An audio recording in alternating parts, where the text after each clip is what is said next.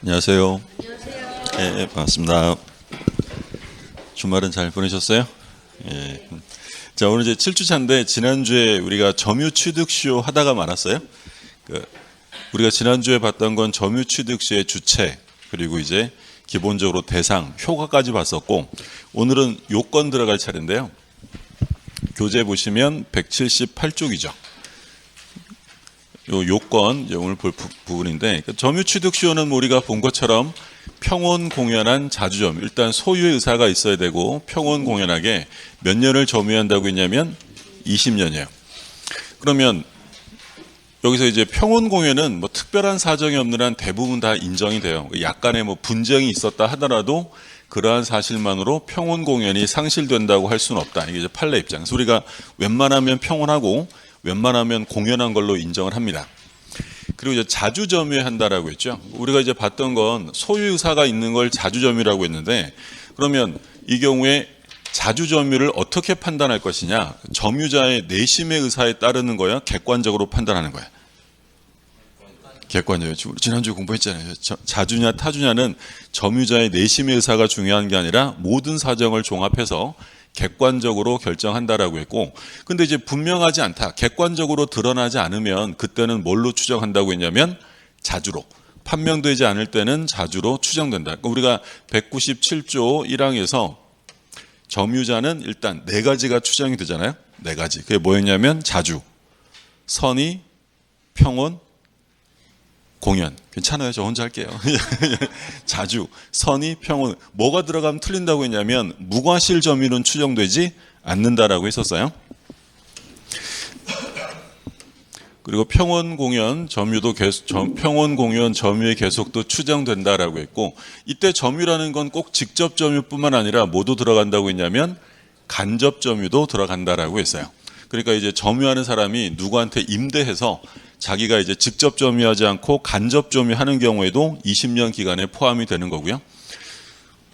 근데 이제 취득시효도 중단될 수 있는데, 이제 우리 판례에 따르면 부동산의 압류나 가압류를 한 것은 취득시효의 중단 사유가 될 수 없다라는 게 판례예요. 그러니까 이제 취득시효를 중단시키려면 점유를 못하게 해야 돼요. 그래서 우리 판례는 취득시효 중단이라고 하려면 점유 상태의 계속을 파괴하는 것을 말한다라고 했기 때문에 부동산의 압류나 가압류 등기가 됐다고 해서 점유가 깨지는 것은 아닙니다. 따라서 압류나 가압류는 취득시효의 중단 사유가 될 수 없다라는 게 판례고요. 그 다음에 이제 기산점, 그러니까 20년의 점유를 계산할 때 시작점을 말하는 거죠. 20년을 언제부터 시작하느냐, 요거는 자기 마음대로 결정하면 안 되고요. 언제냐면 점유가 개시된 때, 시작된 때를 기산점으로 해야지 자기가 마음대로 임의로 선택할 수는 없다라는 게 판례예요. 근데 물론 예외는 있어요. 좀 이따 볼 건데, 예외는 뭐냐면 다만 이제 취득시효 하는데 등기 명의자의 변화가 없다. 그러니까 등기부상 이해관계인이 따로 없다면 그때는 뭐 기산점을 임의로 선택할 수 있다라는 게 판례예요.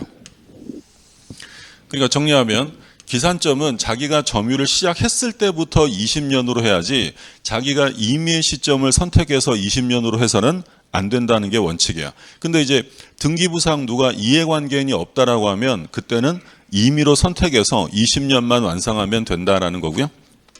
그러면 취득시효는 20년만 점유하면 소유자예요? 등기해야 소유자예요? 등기해야 되잖아요. 그럼 이제 완성을 하게 되면 등기 청구권을 가지게 되는데, 우리가 공부했던 것처럼 얘는 성질이 채권적이야. 이 등기 청구권은 채권적. 얘는 아직 소유자가 아니니까. 그러면 채권적이라는 건 아무에게나 주장할 수 있는 게 아니라 자기 상대방에게만 주장을 해야 되는데, 이 등기 청구권의 상대방은 누구냐? 중요한 부분이고요. 상대방은 완성 당시의 소유자고요. 무효등기 명의는 소유자가 될 수 없다라는 거예요. 요건 우리가 다 앞에서 본 거예요. 등기 청구권은 원래 소멸시효에 걸리지만 뭘 하면 소멸시효에 안 걸린다고 했냐면 목적물을 점유하게 되면 소멸시효가 진행되지 않습니다. 물론 간접 점유 포함하고, 근데 이제 점유하다가 점유를 상실하게 되면 그때부터는 소멸시효가 진행이 되죠. 근데 여기서 이제 유의하실 점은 시험에 가끔 뭐라고 내냐면 점유를 상실하면 등기 청구권이 바로 소멸한다라고 출제하는데 그건 틀려요. 바로 소멸하는 건 아니고 몇 년은 간다는 거야. 10년은 진행이 된다. 10년간은 행사할 수 있다는 거고. 자, 그 다음에 이제 특히 사례 문제로 잘 나오는 건데 소유자가 바뀌었는데요. 언제 바뀌었냐면 취득 수요가 완성되기 전에 소유자가 바뀌었어요. 그 완성 전에 소유자가 바뀌었다면 그때는 등기 받아오는데 문제 없습니다. 근데 이제 비교되는 건 바로 밑에 취득 수요가 완성된 후에 명인이 변경되면 그때는 등기를 받아올 수 없어요. 밑에 이제 그림에 나와 있고요. 이 내용을 좀 볼 텐데, 그러니까 지금 취득 수요가 완성되기 전에 소유자가 바뀌었다면 등기를 받아올 수 있다. 그러니까 이제 이런 거예요. 예를 들어서 갑이 소유자로 등기가 돼 있는데 A가 2000년부터 2020년까지 20년의 시효를 완성합니다. 그러면 시효를 완성했다고 바로 소유자가 되는 게 아니라 이제 등기 청구권을 행사해야 되는데 얘는 채권적이에요. 그러니까 채권적이라는 건 아무한테나 주장할 수 없고 자기 상대방에게 주장해야 돼. 그럼 좀 전에 상대방이 누구라고 그랬어요? 완성 당시의 소유자예요. 완성 당시의 소유자. 그러면 만약에 무효등기 명의인에게 등기 청구할 수 있느냐라고 물으면 된다는 거야, 안 된다는 거야? 무효등기 명의는 소유자가 아니니까 얘한테는 등기 청구할 수 없어요. 작년에 기출되었던 질문, 취득 수요가 완성된 경우에는 무효등기 명의인에게는 등기를 청구할 수 없다. 그러면 A가 2020년에 완성을 했는데 소유자가 쭉 갑으로 되어 있다면 누구에게 받아오면 되는 거야? 갑에게 받아오면 되고, 자, 근데 만약에 갑이요 2015년에 을에게 소유권을 이전했대요. 얘는 계속 점유하고 있었고, 그러면 A는 누구에게 등기 받아오면 되는 거야? 완성 당시 소유자니까 이제는 을이겠네요. 그럼 2018년에 을이 병에게 또 팔았어요. 그러면 누구한테 받아오면 돼요? 병한테. 그러면 취득 수요가 완성되기 전에는 소유자가 아무리 바뀌어도 얘는 상관없어요. 그러니까 수십 명이 바뀌었다 하더라도 얘는 자기가 20년을 완성했을 때 그때 등기 명의, 소유자에게 등기를 받아오면 된다. 이게 첫 번째예요. 완성 전에 바뀌는 건 소유권을 가져오는데 문제 없고요. 그런데 완성 후에 소유자가 바뀌면 등기를 받아올 수 없게 돼요. 그러니까 이제 이런 모습이에요. A가 2020년에 완성을 했는데 근데 이 갑이 얘가 등기하지 않고 있는 동안에 2021년에 을에게 이전 등기를 해줬대. 자, 그럼 A의 상대방은 누구예요? 완성 당시 소유자니까. 그렇죠. 갑이죠. 갑. 근데 얘는 완성 후의 명인이 되기 때문에 얘한테는 대항할 수 없다. 왜 대항할 수 없냐면 얘가 가지는 등기 청구권은 채권이잖아요. 그럼 채권이면 자기 상대방에게만 주장해야지 아무한테나 주장하는 게 아니죠. 그럼 얘 상대방은 누구냐면 갑인데 소유자가 바뀌는 바람에 을이 돼버렸어요. 을이. 그러면 자기 상대방이 아닌 을에게 등기 달라고 할 수는 없다는 거예요. 이게 매우 중요한 거예요. 그리고 시험에서 취득 수요를 완성한 자가 등기를 청구할 수 있느냐, 대항할 수 있느냐라고 물으면 소유자가 언제 바뀌었는지가 핵심이에요. 만약에 완성 전에 바뀌었다고 써 있으면 등기 받아올 수 있는 거고 완성 후에 바뀌면 못 받아오는 거예요. 우리 시험에서 한번 뭐라고 출제했냐면 맨날 완성 전, 후 이렇게 내니까 이제 거의 다 마치잖아요. 그래서 시험에서 뭐라고 됐냐면 소유권이 전전 양도된 후에 취득 수요가 완성되었다면 최종 양수인에게 등기를 청구할 수 있냐라고 물었어요. 다시 소유권이 전전 양도된 후에 취득 수요가 완성됐어요. 그럼 최종 양수인에게 등기 받아올 수 있다 없다? 있는 거지. 그러니까 지금 이 얘기잖아요. 소유자가 소유권이 전전 양도되다가 취득 수요가 완성됐대. 그럼 최종 양수인은 완성 후의 명인이에요? 전의 명인이에요? 전의 명인. 그럼 등기 받아올 수 있는 거야. 근데 완성 후에 소유자가 바뀌면 자기 상대방이 아니기 때문에 등기를 받아올 수 없다라는 거죠. 그러면 이제 A는 을에게 더 이상 등기를 달라고 할 수는 없어요. 물론 그렇다고 해서 이 A가 갑에게 가지는 등기 청구권이 소멸되는 건 아니다. 그러니까 일단 요 을은 소유자에게 산 거니까 당연히 선악을 불문하고 소유권을 취득하게 됩니다. 근데 말씀드린 것처럼 A가 을에게 대항할 수 없다는 거지 자기 상대방에게 가지는 등기 청구권이 소멸되지는 않아요. 그러면 어떤 이유로 소유권이 갑에게 다시 되돌아오면 갑에게는 등기 받아올 수 있다 없다? 있다라는 거예요. 그래서 갑에게 갖는 권리가 소멸되지는 않습니다.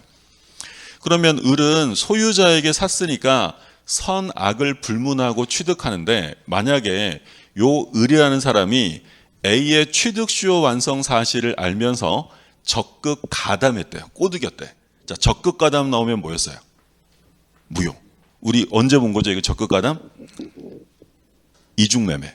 그러니까 이중매매에서 적극 가담 나오면 이건 반사회적 무효가 된다라고 했죠. 그러니까 이건 뭐 매매뿐 아니라 어디 가든지 간에 다른 사람이 적극 가담했다, 꼬드겼다라고 써 있으면 이건 사회질서 위반으로 무효가 되는 거예요. 그러면 이게 사회질서 위반으로 무효면 A는 을에게 직접 말소를 구할 수 있어요? 갑을 대위해서 말소를 구하는 거야? 대위해줘. 왜? 얘 상대방은 누구니까? 완성 당시 소유자 갑이니까 자기 상대방을 대위해서 말소를 구해야 한다라고 했어요.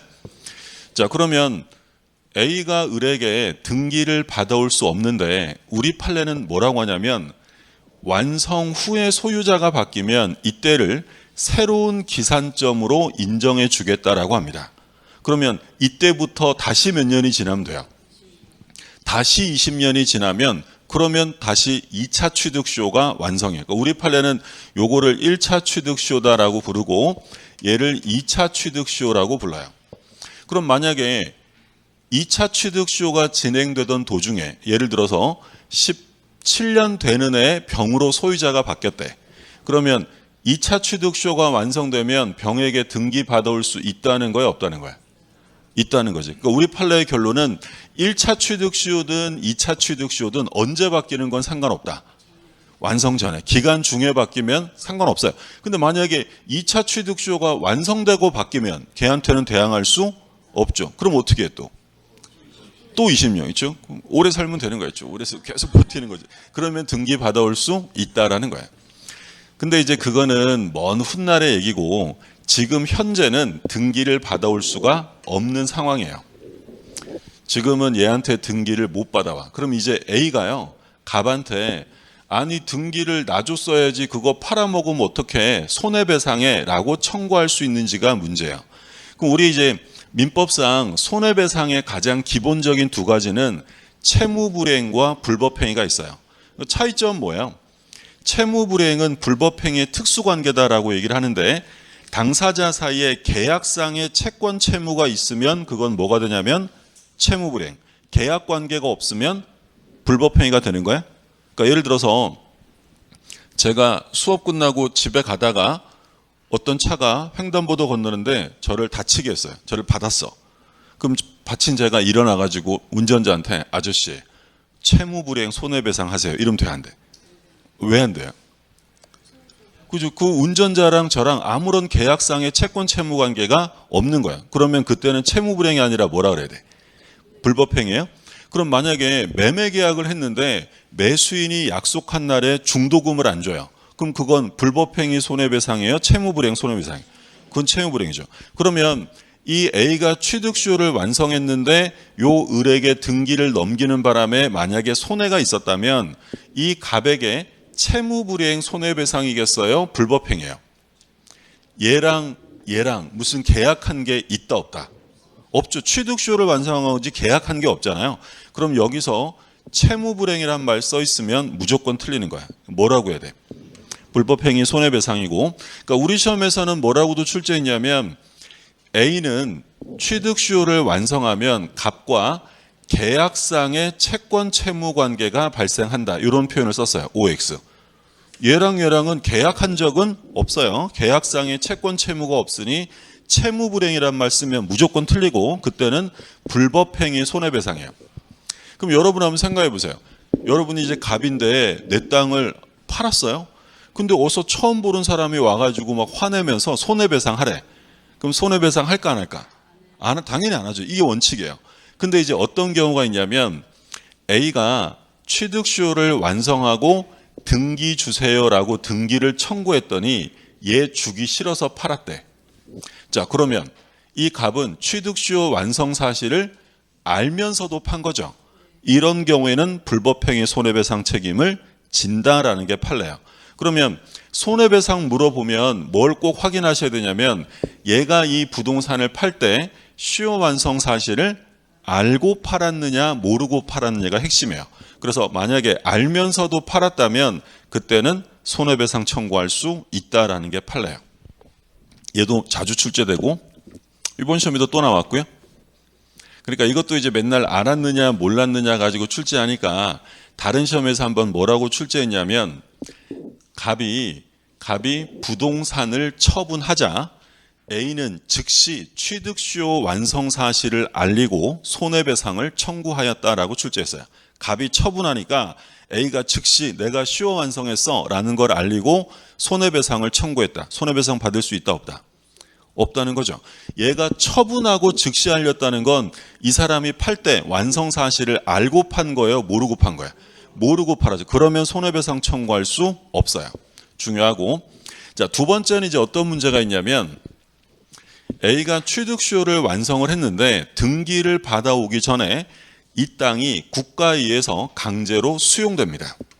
자, 이게 국가에 의해서 강제로 수용되면 등기를 받아올 수가 없게 돼요. 불능이 되는 거예요. 불능. 그런데 수용되면 그냥 되는 게 아니라 소유자에게 뭘 주냐면 보상금을 지급할 거 아니에요. 그러면 요 A가 야 이제 수용되는 바람에 등기는 못 받아오게 됐으니 그 대신에 보상금이라도 넘겨라고 할 수 있느냐. 이걸 뭐라고 부르냐면 대상 청구라고 불러요. 요거 대신에 그 돈으로 줘라고 하는 게 대상 청구예요. 그럼 이것도 이제 대상 청구권을 행사할 수 있는지를 물으면 뭘 확인하셔야 되냐면 수용이 되었다는 건 다른 말로 하면 소유권 이전이 불능으로 됐다는 거야. 얘가 등기를 언제 청구했느냐가 핵심이야. 불능 전에 등기를 청구했어야 되고요. 불능된 후에 등기를 청구했다면 대상 청구권 행사할 수 없다. 그래서 대상 청구 나오면 불능 전에 했어야 돼요. 요거 이해되세요? 그러니까 요거잖아요. 얘가 취득수요를 완성해서 등기 주세요라고 청구를 했어요. 그러면 취득수요가 요건이 갖춰졌다면 얘는 이제 등기를 넘겨줘야 되는 거야. 근데 이게 어떻게 돼버렸다는 거야? 수용이 된 거죠. 그러면 어차피 등기를 넘겨줬어야 될 상황인데 못 넘겨주게 되었으니 등기 대신에 뭐라도 주라는 거야. 보상금이라도 줘라. 근데 만약에 수용된 다음에 등기를 청구했다면 보상금 줄 필요 없다는 거야. 그래서 언제 했느냐가 핵심이야. 불능 전에 청구했어야 된다. 요게 이제 취득수요 완성 후에 소유자가 변경된 법률 관계입니다. 요거 사례 문제로 잘 나오니까 조심하시고요. 교재 한번 볼게요.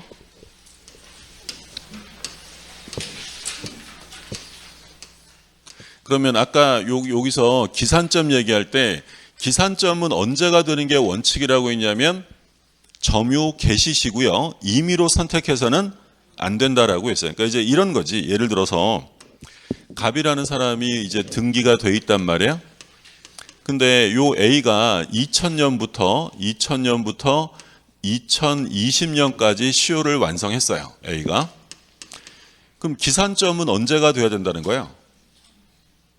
2000년이지 아무데나 찍으면 안 돼. 그러니까 예를 들어서 갑이요 을한테 요거를 매매해서 2001년에 등기를 넘겼어요. 그러면 지금 이 사례면 우리가 좀 전에 공부한 바에 의하면 A는 을에게 등기 달라고 할 수 있다 없다? 없죠. 언제 넘어갔으니까? 완성 후에 넘어갔으니까 얘한테 등기 달라고 못해요. 근데 만약에 기산점을 자기가 임의로 선택할 수 있다면 좀 더 기다리지 뭐. 어차피 20년도 점유했는데 한 2002년에 가서 기산점을 2002년으로 산정하고 역산합니다. 거꾸로 계산하면 이제 취득수요 완성이 2002년이 되네. 그러면 요 을은 완성 후에 바뀐 사람이에요? 완성 전에 바뀐 사람이에요? 전에 바뀌니까 등기를 받아올 수가 있게 되는 거죠. 그러니까 이런 일이 생기면 안 되기 때문에 기산점은 자기 마음대로 선택해서는 안 되고 언제가 기산점이다? 점유 개시시, 점유 시작점을 선택점으로 잡아야 한다는 얘기예요. 근데 만약에 갑이라는 사람이 등기돼 있고요. 2000년부터 A가 현재 2026년까지 점유하고 있는데 등기부상 이해관계인이 아무도 없어요. 그러면 꼭 2000년을 기산점으로 잡아야 돼요? 아무 때나 잡아서 20년이면 되는 거야.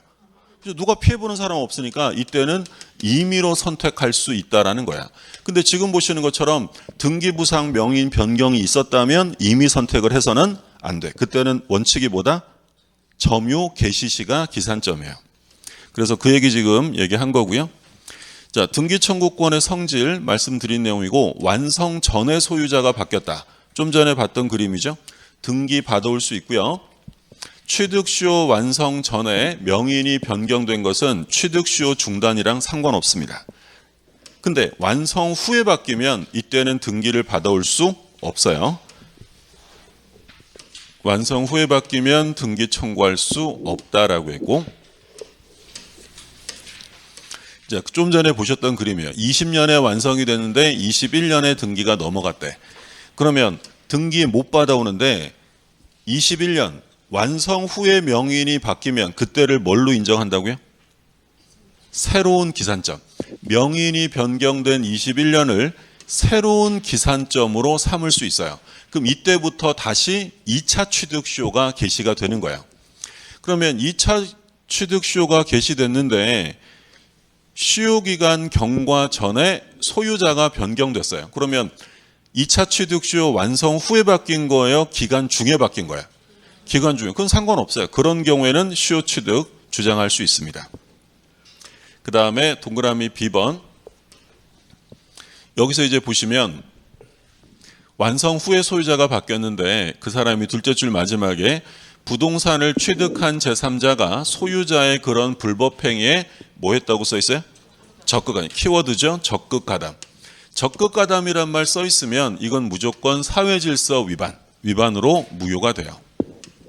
근데 그렇다고 해서 완성 후에 소유자가 바뀌었을 때 시효 완성자와 원래 소유자 사이에 계약상의 채권 채무 관계는 없어요. 그러니까 어떤 말 써 있으면 안 된다고 그랬어요. 채무 불이행은 문제되지 않습니다. 자, 그 다음에 손해배상 문제 나왔어요. 그러면 불법행위, 채무 불이행이 아니라 불법행위인데 손해배상 나오면 뭘 꼭 확인하시라고 그랬어요. 알고 팔았느냐, 모르고 팔았느냐요. 그래서 여기 밑에 보시면 시효 완성 사실을 알면서 처분했다면 불법행위 손해배상 청구 받을 수 있다라는 거고요.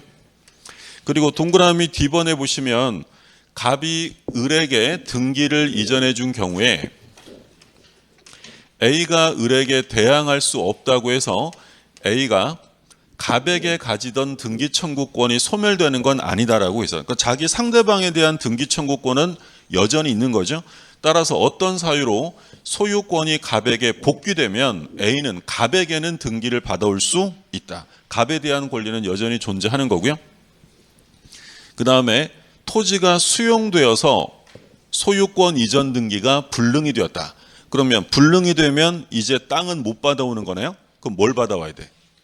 보상금 대신 받아와야죠. 그걸 뭐라고 했냐면 대상 청구라고 했는데 마지막만 보시면 돼요. 불능 전에 등기를 청구했어야 돼요. 중요한 말은 뭐다? 불능 전에.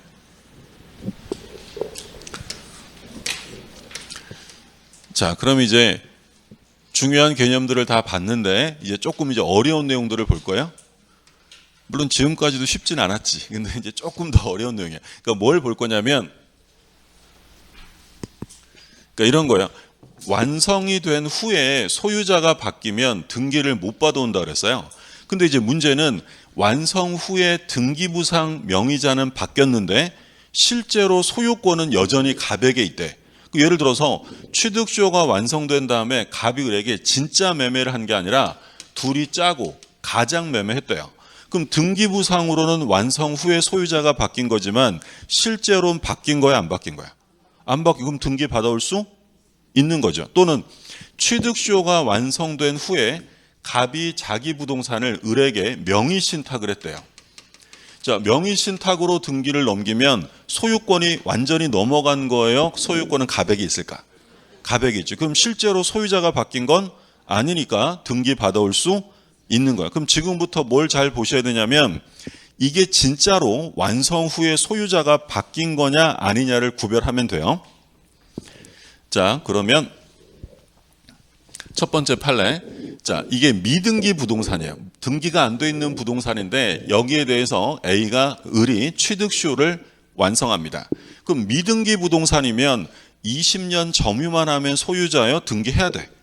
등기해야 돼요. 근데 얘가 등기를 하지 않고 있는 동안에 갑이 이 땅에 대한 소유권 보존 등기를 했대요. 취득시효가 완성되고 갑이 자기 땅에 보존 등기를 했다. 소유자가 바뀌었어요? 그대로요? 그대로죠. 그럼 등기 받아올 수 있는 거예요? 무슨 말씀인지 이해되셨죠? 완성 후에 소유자가 바뀌었냐 아니냐를 구별하시면 돼요. 두 번째, 자, 갑이 을이 시효를 완성했을 당시에 이 등기가 돼 있었는데 이 등기는 어떤 등기냐면 원인무효 등기예요. 자, 그런데 얘가 등기를 받아오지 않는 동안에 갑이 실체관계에 부합시켜서 유효 등기가 됐어요. 그러니까 무효 등기였던 게 뭐가 됐다고요? 유효. 그러니까 원래 무효 등기였다 하더라도 나중에 실체관계에 부합시키면 그건 무효가 아니라 뭐가 된다. 그때부터는 유효. 예를 들어서 제가 남의 부동산이 탐나서 서류를 위조해가지고 위조 서류로 제 명의로 등기했어요. 그러면 실체관계 없는 위조 등기니까 이건 유효다 무효다? 무효예요. 근데 제가 나중에 그 사람한테 사과하고 돈 내고 샀어요. 그러면 이제 실체관계가 만들어진 거죠. 그럼 계속 무효예요? 지금부터는 유효예요? 지금부터예요. 그러니까 얘가 완성했을 때는 무효 등기였는데 이제 실체관계에 부합하여 유효 등기가 되었다면 을은 얘한테 갑한테 대항할 수 있느냐? 그러니까 즉 취득시효가 완성되고 소유자가 바뀌었느냐 그대로냐를 묻는 거야. 자, 소유자가 바뀌었어요? 그대로요? 소유자가 바뀐 거죠. 자, 완성했을 때는 갑이 소유자예요? 아니었다는 거야. 무효 등기라는 건 소유자가 따로 어딘가에 존재한다는 거잖아요. 그러면 완성 후에 갑이 진짜 소유자가 된 거니까 소유자가 바뀐 거야. 대항할 수 없다. 이해되셨어요? 그러니까 얘가 무효 등기 명인이라는 것은 소유자가 아니라는 거죠. 그 소유자는 어딘가 살고 있었겠지. 그러면 을은 누구에게 등기를 청구했어야 돼? 소유자에게 했어야죠. 근데 안 하고 있다가 누가 진짜 소유자가 된 거야? 갑. 완성 후에 소유자가 변경된 것이기 때문에 등기 받아올 수 없다. 그럼 얘는 등기를 어떻게 받아왔어야 되냐면 등기가 갑한테 돼 있었잖아요. 소유자는 A고 그러면 을은 A를 대위에서 이 등기를 일단 어떻게 해야 돼요?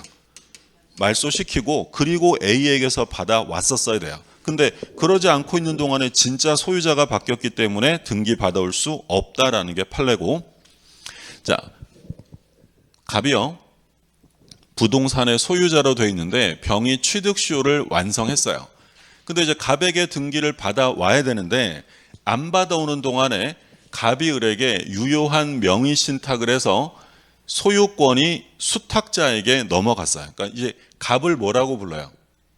명의를 신탁한 사람이니까 신탁자라고 하고 얘는 명의를 신탁받은 사람이니까 얘를 수탁자라고 합니다. 그럼 취득시효가 완성되고 명의 신탁으로 수탁자에게 등기가 넘어갔다면 진짜 소유자가 바뀐 거예요? 소유권은 갑에게 있는 걸까? 갑에게 있는 거죠. 그럼 등기 받아올 수 있는 거죠. 그러면 시효 완성자는 수탁자에게 대항할 수 있느냐? 대항할 수 있다. 대위 해지하고 받아오면 돼요.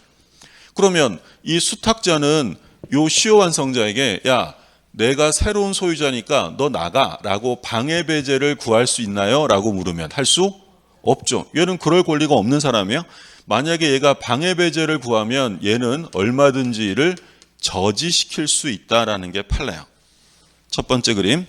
자, 두 번째. 갑이 을에게 이미 명의 신탁을 한 부동산이에요. 그러면 이 수탁자 명의로 되어 있는 부동산에 대해서 병이 취득시효를 완성합니다. 그러면 유효한 명의 신탁은 외부적으로는 을이 소유자거든요. 그럼 얘는 누구에게 등기를 받아왔어야 되냐면 등기되어 있는 을에게 받아왔어야 돼. 그런데 안 받아오는 동안에 명의 신탁이 해지되어서 다시 신탁자에게로 등기가 복귀됐어요. 병은 갑에게 등기 달라고 할 수 있느냐? 자, 취득시효가 완성되고 다시 신탁자에게로 돌아갔다면 을에게 또 올까요? 이제 끝난 걸까요?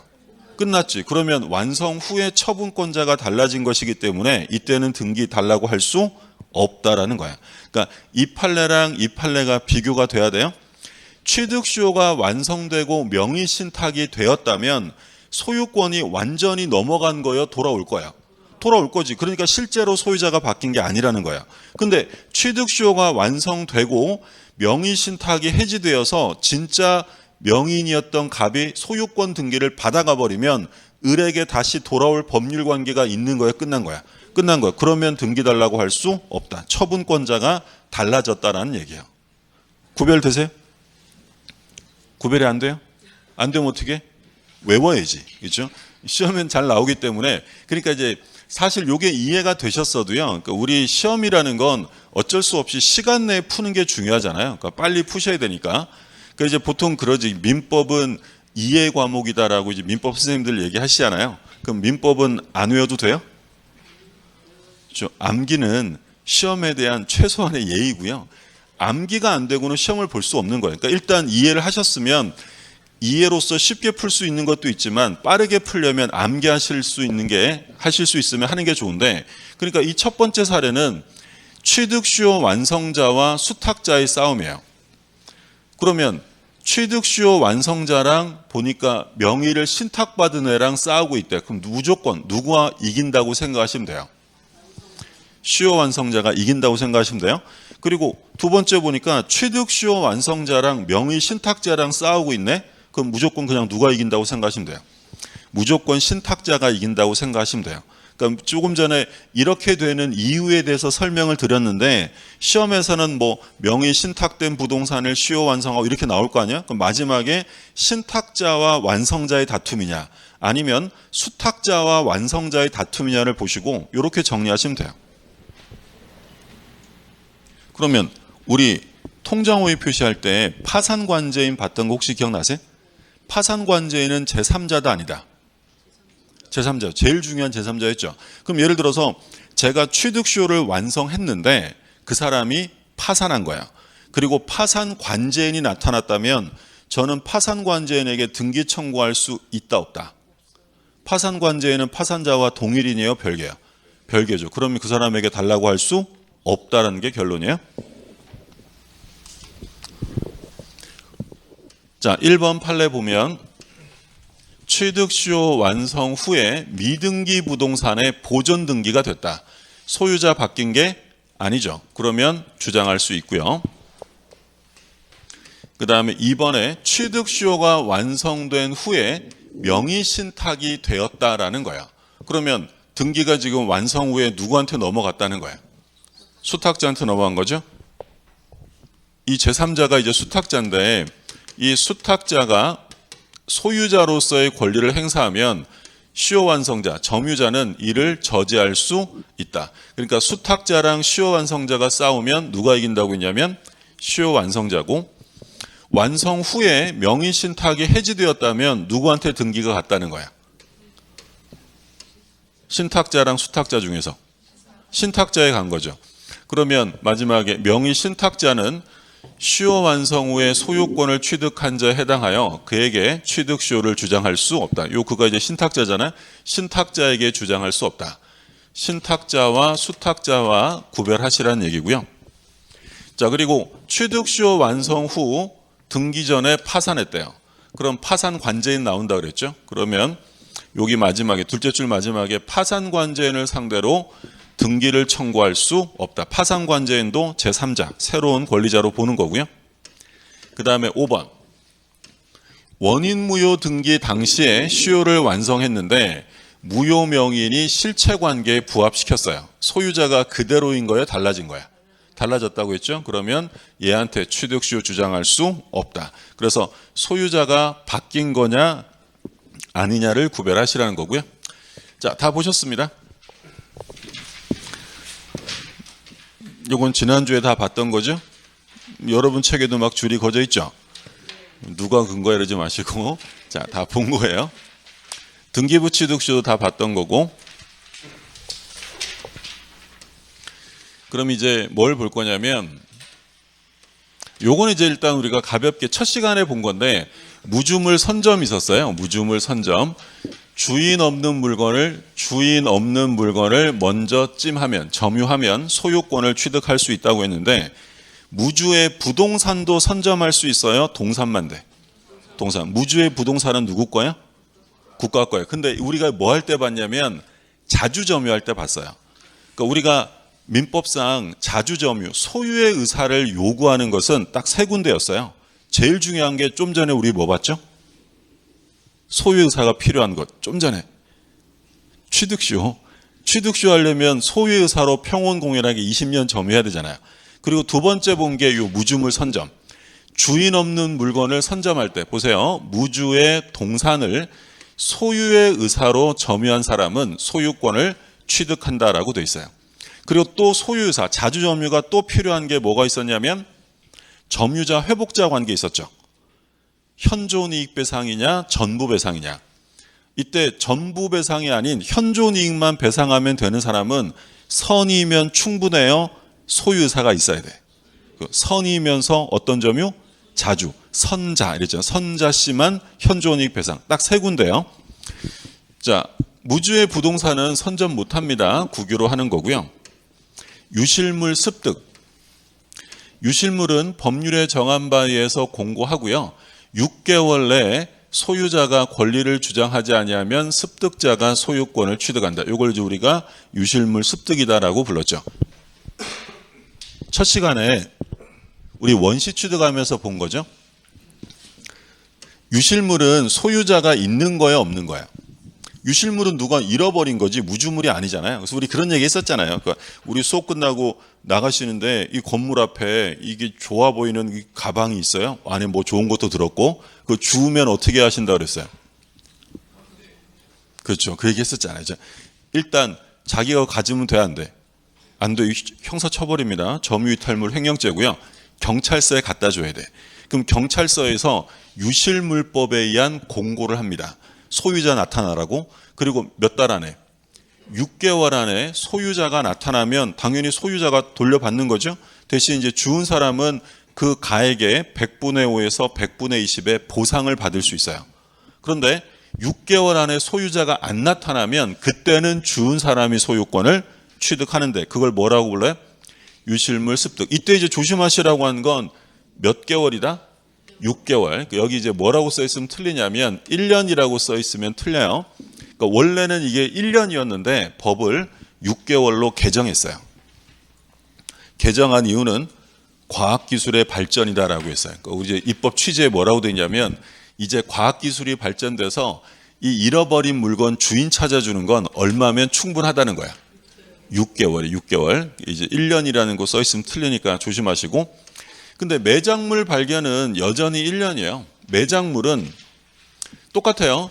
공고한 후 6개월이 아니라 요거 1년 내에 소유자가 권리를 주장하지 않으면 발견자가 소유권을 취득합니다. 근데 하나 이제 유의하실 점은 그 매장물이 타인의 토지나 물건으로부터 발견됐어요. 그러니까 예를 대표적으로 남의 땅에서 매장물을 발견했다면 그때는 자기 혼자 갖는 게 아니라 그 소유자와 어떻게 하라고요? 절반을 공유하는 거예요. 법률이 정하는 공유. 절반씩 공유하게 된다. 그러니까 매장물은 여전히 얼마다? 1년이에요. 1년. 근데 유실물은 1년이 아니라 얼마라고요? 6개월. 그러니까 요건 이렇게 조심하시고 유실물 그랬잖아요. 유실물 6 이렇게 된다 그랬어요. 유실물은 얼마다? 6개월. 얘는 1년 구별하시고요. 그 다음에 이제 첨부예요. 첨부는 부합, 혼화, 가공 이렇게 세 가지로 되어 있는데 시험은 거의 뭐 부합에서 출제가 된다라고 생각하시면 되고요. 근데 사실 뭐 이 부합도 독자적으로 한 문제가 나오는 경우도 있지만 그거는 이제 보통 일반적이지 않고 저당권 관련해서 출제가 됩니다. 그러니까 이제 부합이라는 건 이런 거죠. 예를 들어서 이게 갑의 물건이고요. 을의 물건이 있는데 갑의 물건과 을의 물건이 결합이 됐어요. 그래서 이걸 분리할 수 없거나 분리 가능하다 하더라도 분리되면 경제적 가치 감소가 심하면 분리를 금지합니다. 그럼 분리를 금지하면 요거는 이제 한 개로 다루겠다는 거죠. 그러면 이제 갑이라는 사람이 단독 소유하게 되면 을의 물건을 그냥 가져가면 좀 그렇잖아요. 그러면 부당이득 법리에 따라서 보상해 줄 의무가 생기게 됩니다. 무슨 말인지 되셨어요? 그러니까 예를 들어서 배가 있어요. 보트가 있어. 보트가 있는데 여기에다가 이제 모터를 장착을 했어요. 갑의 보트에 을이 모터를 장착했다. 우리 이걸 뭐라고 불러요? 모터보트라고 부르지. 그죠? 그러면 이 경우에 갑이랑 을이 각각 다른 물건을 가지고 있다가 이게 결합이 되어서 하나가 되는 것. 이걸 이제 뭐라고 하냐면 부합이다라고 해요. 그러면 누구를 소유자로 할지를 정해야죠. 갑을 소유자로 할지 을을 소유자로 할지. 만약에 갑을 소유자로 했다면 부당이득 법리에 따라서 갑이 을에게 모터값 보상을 해줘야겠죠. 그게 이제 부합의 법리예요. 근데 이제 분리를 금지한다는 건 기본적으로 강행 규정이에요. 근데 보상을 어떻게 할지 소유자를 누구로 할지라는 건 법률이 정하는 것보다 당사자의 합의가 더 중요할 테니까 이건 강행 규정이 아니라 임의 규정이다라고 합니다. 그러면 어느 정도가 되면 부합으로 볼 것이냐? 여기 부합의 정도라고 되어 있죠. 니은에 훼손하지 아니하면 분리할 수 없거나 분리의 과다한 비용을 요하는 경우는 물론이고 분리하게 되면 경제적 가치를 심하게 감소시키는 경우도 부합으로 인정이 됩니다. 대표적인 판례, 주유소의 지하 유류저장 탱크가 토지에 부합되었다. 그러니까 이런 거죠. 요게 이제 주유소 토지예요. 근데 우리가 이제 외부에서는 안 보이지만 이 주유소 밑에 뭐가 있는 거예요? 거대한 유류 저장 탱크가 있는 거죠. 그러면 요 유류저장 탱크는 주유소 토지와 분리할 수 없거나 분리하게 되면 경제적 가치 감손이 심하니까 요 유류저장 탱크는 주유소 토지에 부합된 것으로 다루겠다라는 거예요.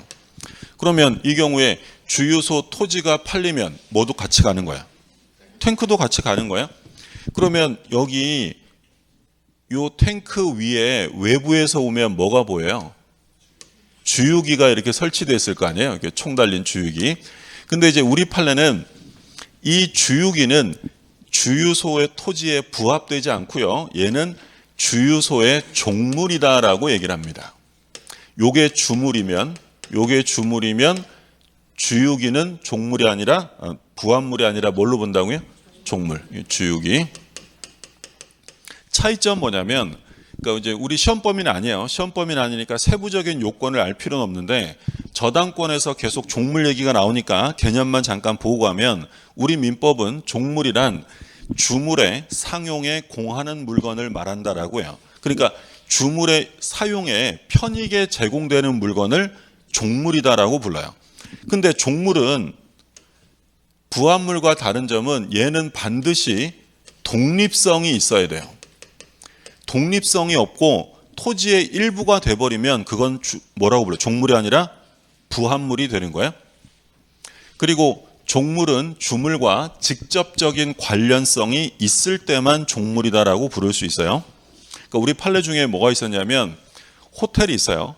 호텔 방에 설치되어 있는 TV나 전화기. 호텔 방에 있는 TV나 전화기는 호텔의 종물일까요? 아닐까? 종물이 아니다라는 게 판례요. 왜 종물이 아닐까? TV나 전화기는 우리 집에도 있어요. 그건 호텔과 직접적 관련성은 없다는 거예요. 그러면 독립성이 있고 호텔에 쓰인다 하더라도 그건 종물이 아니다라는 거예요. 무슨 얘기인지 되세요?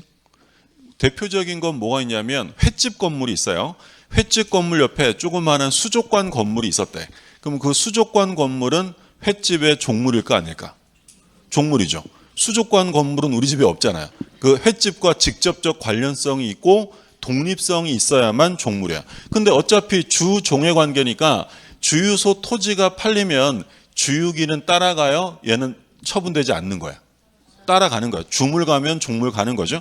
그러면 결국에는 나중에 이걸 우리가 어디서 볼 거냐면 저당권에서 볼 거야. 만약에 이 토지에 저당권이 설정이 됐어요.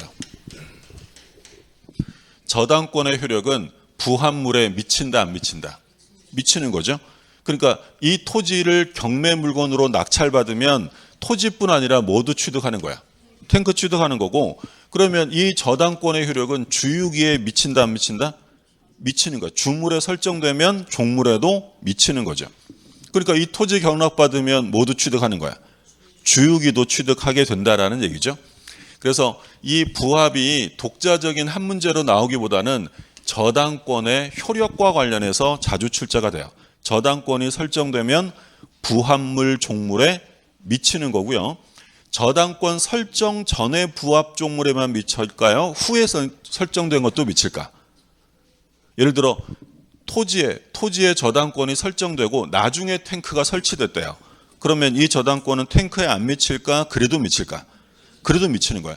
저당권 설정 전후를 불문하고 부합물 종물에는 저당권이 미친다라는 거예요.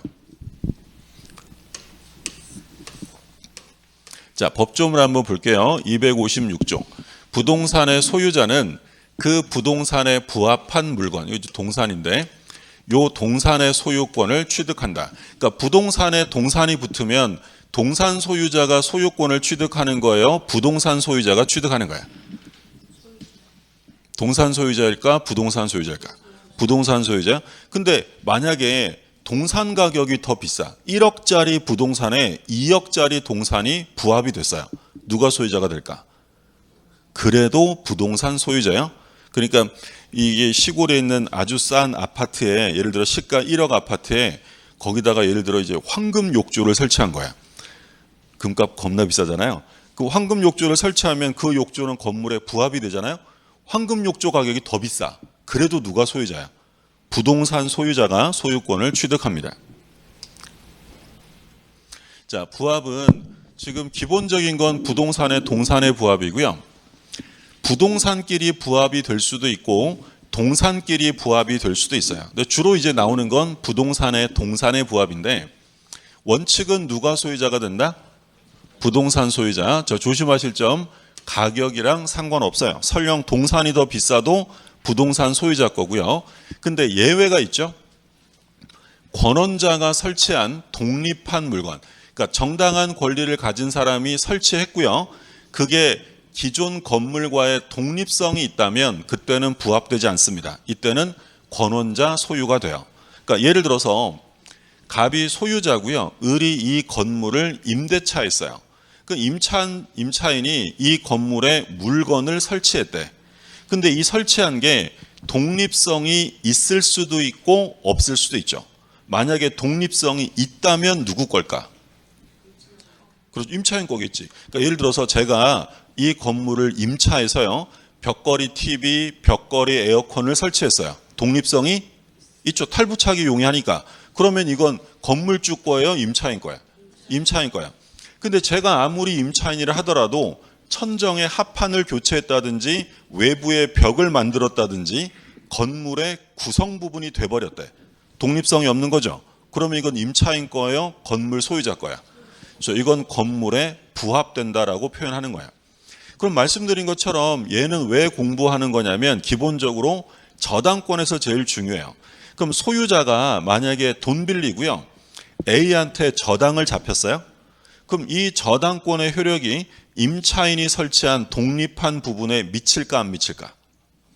안 미치겠죠. 그러니까 쉽게 말하면 뭐야? 이거 경락받으면 임차인이 설치한 벽걸이 TV 에어컨까지 가져갈 수는 없다는 거야. 근데 아무리 임차인이 했어도 독립성이 없으면 건물의 일부잖아요. 저당권이 미친다 안 미친다? 미치는 거죠. 그러니까 이게 바로 부합되었다라는 얘기고 부합되면 저당권의 효력이 미치게 된다라는 거야. 그럼 이제 우리가 나중에 공부를 또 하겠지만 임대차에서 볼 텐데 임차인이 설치했고요. 독립성이 있으면 요건 임차인 거야. 그러면 임차인은 끝나고 나갈 때 임대인에게 임대인 아저씨 이거 내 거니까 아저씨가 사세요 라고 할 수 있어요. 그걸 뭐라고 하냐면 부속물 매수 청구다라고 불러요. 부속물 매수 청구. 그럼 만약에 독립성이 없어요. 독립성이 없으면 이미 누구 거야? 이미 갑 거니까 부속물 매수란 말이 나올 수가 없죠. 이때는 내가 쓴 돈으로 가치가 올라갔으니 비용 주세요라는 유익비 청구의 문제가 발생합니다. 그럼 뒤에서 나중에 중요하게 볼 게 임차인의 부속물 매수 청구권은 독립성이 없어도 행사할 수 있어요? 독립성이 있어야 돼요? 반드시 있어요. 독립성이 없으면 부속물 매수는 나올 수 없고요. 근데 이제 임차인이 아무거나 붙여놓고 다 사줘 이러면 곤란하잖아요. 그래서 이제 부속물 매수를 청구할 때는 제한이 있어요. 어떤 제한이 있냐면 이거 설치할 때 임대인의 동의를 얻어서 설치했거나 또는 임대인에게서 매수한 경우 이때만 행사할 수 있어요. 그러면 임차인이 설치한 게 독립성이 있긴 있는데 임대인의 동의를 받은 바도 없고요. 임대인에게서 산 것도 아니에요. 그러면 행사할 수 없죠. 그럼 어떻게 해야 돼? 떼서 가져가면 되죠. 내 거니까. 근데 만약에 동의를 얻었거나 임대인에게서 매수했으면 임대인에게 사주세요라고 요구할 수 있다. 그러면 부속물 매수가 나왔다는 건 임차인이 뭘 빌린 거예요? 건물을 빌린 거예요? 토지를 빌린 거예요? 건물을 빌렸을 때 부속물 매수고요. 오늘 우리가 공부하겠지만 만약에 토지를 빌린 거면 부속물 매수가 아니라 지상물 매수라고요. 토지를 빌렸으면 지상물 매수. 이게 뭐야? 땅 위에 물건. 그러니까 예를 들어 갑의 땅인데 을이 토지를 임차해서 건물을 지었어요. 그러면 건물 누구 거야? 토지 임차인. 건물은 절대로 토지에 부합하지 않는다 그랬죠? 그러면 토지 임차인이 기간 다 끝나고 얘가 갱신 안 해주면 땅 위의 물건 이거 사주세요라고 요구할 수 있는데 그걸 뭐라고 하냐면 지상물 매수예요. 그러니까 땅을 빌렸으면 지상물 매수, 건물을 빌리면 뭐가 돼요? 부속물 매수 청구가 되죠. 우리 지난번 34회 때 출제되는 게 뭐였냐면 다음 중 토지 임차인에게 인정되지 않는 권리는 1번 지문이 부속물 매수였어요. 된다 안 된다? 안 돼요. 토지 임차인은 지상물 매수지 부속물 매수가 나올 수 없고 작년 주택관리사 시험에도 이거 또 출제됐어요. 토지를 빌리면 부속물 매수가 아니라 지상물 매수다. 그러면 토지를 빌려 쓰는 권리는 뭐가 있을까요? 좀 전에 봤던 토지 임차권이 있었고 또 오늘 공부하게 될 용익물권 중에 뭐 있었죠? 토지 빌려 쓰는 거. 지상권. 그렇죠? 그래서 지상권, 토지 임대차, 토지 전세권 얘네들은 부속물 매수가 아니라 뭐가 나온다고요? 지상물. 그럼 건물 빌려 쓰는 건 뭐가 있겠어요? 건물 임차권이랑 건물 전세권이 있겠죠. 얘네들은 부속물 매수로 가게 됩니다. 거꾸로 나오는 거 조심하시고. 자, 그러면 교재를 한번 볼게요. 효과는 말씀드린 것처럼 부동산에 부합한 물건의 소유권을 부동산 소유자가 취득하고 부합하는 물건 가격이 부동산 가격을 초과해도 똑같습니다. 예외 권원자가 설치한 독립성 있는 것은 권원자 소유입니다. 여기서 뭐 권원이라는 건 뭐 예를 들어서 지상권, 전세권, 임차권 이런 정당한 권리를 말하는 거고요. 판례 한번 볼게요. 판례 뭐라고 되어 있냐면 다시 이제 권원에 대한 설명을 쭉 얘기하고 있는데 여기에 보시면 권원이 없는 자가 토지 소유자의 승낙을 받지 않고 토지 임차인의 승낙을 받아서 나무를 심었대요. 그럼 얘는 권원이 있을까 없을까? 없죠. 임차인은요 다른 사람에게 그 토지를 사용하게 해줄 권리가 없습니다. 그러면 특별한 사정이 없는 한 토지 소유자에게 나무 소유권을 주장할 수가 없다라는 거죠. 우리가 이제 나중에 공부할 텐데 임차권자는요 그 땅을 다른 사람에게 사용하게 해주려면 자기 마음대로 결정할 수 있을까? 임대인 동의를 받아야 될까? 소유자 동의가 있어야 돼. 소유자 동의 없이 자기 마음대로 다른 사람에게 사용케 했다면 그 사람은 정당한 권원자가 아닌 거야. 그럼 우리가 비교할 게 좀 이따 공부할 텐데 지상권 있잖아요. 지상권. 지상권은 채권이에요? 물권이에요? 물권이죠. 그러면 우리가 얘기할 때 토지 임차권이랑 지상권 중에 어느 게 훨씬 세다 그랬어? 지상권이죠. 지상권은 처분을 할 수 있는 강력한 물권이에요. 그럼 만약에 지상권자의 승낙을 얻어 나무를 심었다면 권리가 인정될까 안 될까? 그건 되는 거예요. 지상권자는 그걸 허용해 줄 수 있거든. 그래서 우리가 지난주에도 그 얘기했잖아요. 여러분 제가 땅 빌려주세요 이러면 저한테 토지 임차권 설정해 주실 거라 그랬어요? 지상권 설정해 줄 거라 했어요? 저한테 토지 임차권. 왜 그렇다고 그러냐면 지상권은 그만큼 강력한 권리예요. 그러니까 지상권자는 소유자의 동의 없이 요 지상권 자체를 자유롭게 처분할 수 있거든. 근데 임차권자는 그런 걸 할 수가 없는 거예요. 그래서 누구 허락을 받으면 정당한 권리로 인정하지 않는다? 임차인. 임차인 승낙은 이건 정당한 권한으로 보지 않아요. 지상권과는 다르다. 자, 건물에 건물이 부합되는 경우도 있죠. 당연한 얘기니까. 증축하면 그 기존 건물에 부합되는 경우가 생길 수 있다. 물론 이 경우에도 이제 독립성이 있고 그 별도의 요건을 갖추면 부합되지 않는 경우도 있는데 그 나중에 이제 집합건물법에서 한번 또 볼 거고요. 비번 중요하고 부합물은 저당권 설정 전에 부합이 되었는지 설정 후에 부합되었는지 불문합니다. 묻지 않고요. 그러니까 일단 부합되면 미치는 거야. 그럼 여기 이제 꼬드기는 말이 나오죠. 예를 들어서 부합된 증축 부분에 효력이 미친다라고 되어 있고, 근데 이제 기존 건물에 경매가 있었는데 경매 목적물로 평가되지 않았대요. 그러면 경락인은 부합된 증축 부분의 소유권을 취득하느냐? 그러니까 건물을 증축했는데 그게 기존 건물에 부합이 됐어요. 근데 경매 들어갈 때 그 부합된 부분이 경매 목적물로 평가되지 않았대. 저당권이 미친다 안 미친다? 미치는 거예요. 그러니까 여기서 중요한 건 경매 목적물로 평가되지 않았다는 말에 넘어가시면 안 되고 중요한 말은 뭐가 됐다는 거야? 부합되면 미치는 거예요. 자, 나무는 다 보셨죠? 수목은 원래 토지에 부합되는데 뭘 하면 부합되지 않게 할 수 있다 그랬어요? 등기, 임목법에 의한 등기라거나 또는 명인 방법을 갖추면 미치지 않게 할 수 있다. 다시 한번 반복되고, 농작물은 토지에 부합이 돼야 안 돼요? 안 돼요. 농작물은 토지에 부합되지 않고 누구 거라 그랬어요? 이거는 경작자 소유다. 다시 한번 써 있고요. 자, 그 다음에 동산 간의 부합이에요. 동산 간의 부합.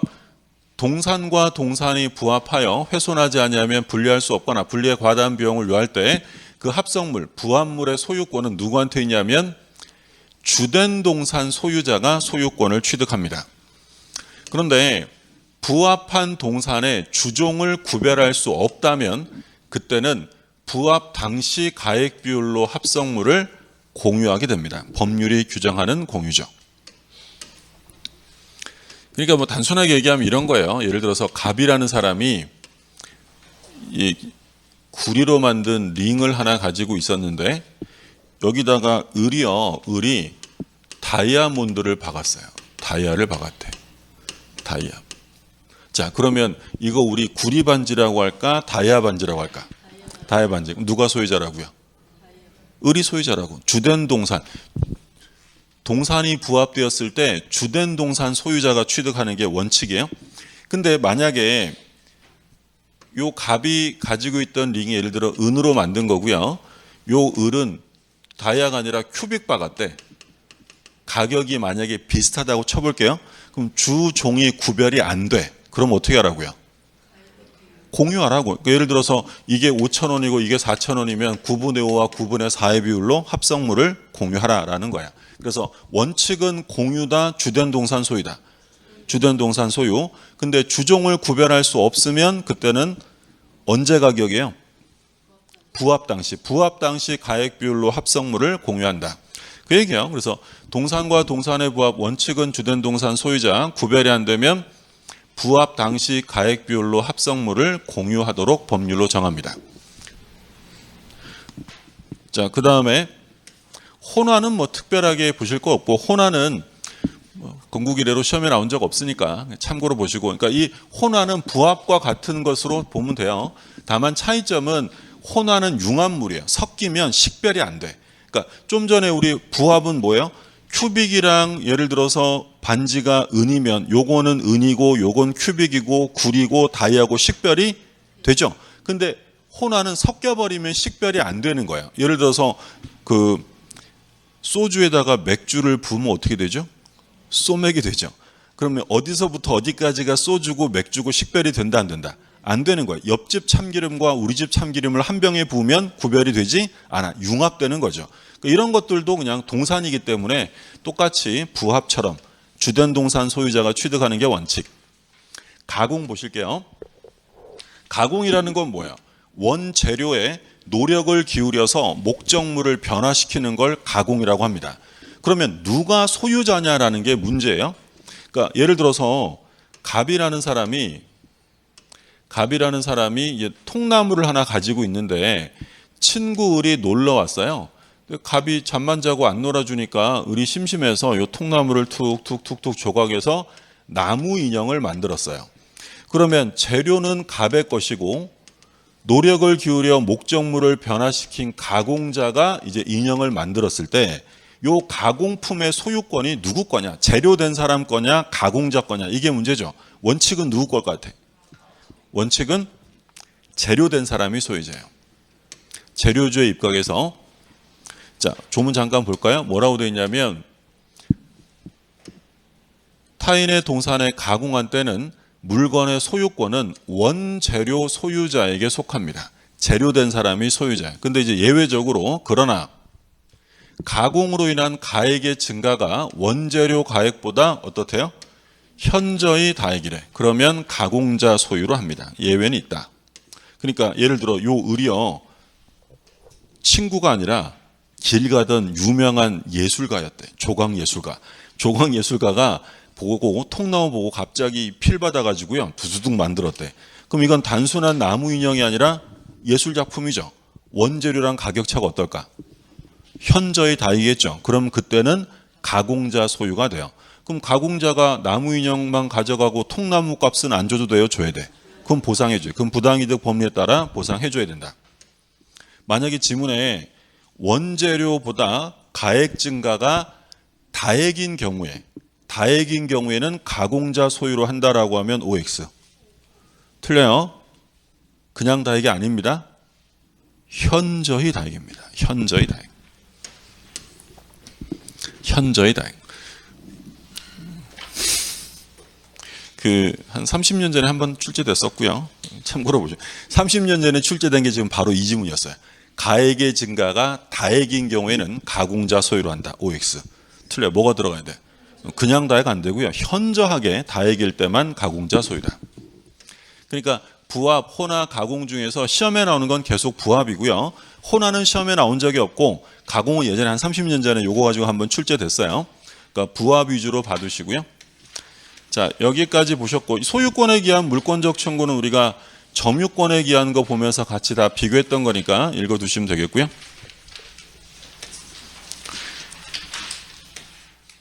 점유권에 기한 반환 청구는 세 가지의 제한이 있었죠. 점유권에 기한 반환은 언제 청구하는 거죠? 점유가 침탈되었을 때. 침탈. 그래서 제일 시험에 많이 나왔던 게 뭐야? 사기당해서 넘긴 거. 사기당해서 넘긴 건 침탈물이다 아니다? 아니다. 그랬죠? 그리고 점유물 반환 청구 못 하고요. 두 번째, 점유물 반환 청구는 누구에게 하면 안 돼? 선의의 특별 승계인에게는 행사할 수 없다라고 했고, 세 번째, 얼마 안에 해야 돼요? 1년. 근데 중요한 건 이때 1년이 무슨 기간이었죠? 출소 기간. 1년 안에 소송 제기까지 해야 돼.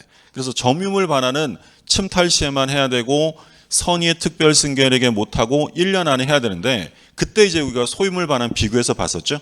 소유물 반환은 그런 제한이 없어요. 그럼 소유권에 기한 반환은 누구에게만 하지 말라 그랬어요? 점유할 권리 있는 자. 그럼 이때 점유할 권리 있는 자로 본 대표적인 애가 미등기 매수인, 취득수요 완성자, 뭐 유치권자, 뭐 이런 사람들, 또 뭐 유치권자에게 위탁받은 사람, 이런 사람들이 있었어요. 복습인데 복습이 아닌 느낌이죠. 자, 여기까지고 공동소유부터 좀 쉬었다 볼게요.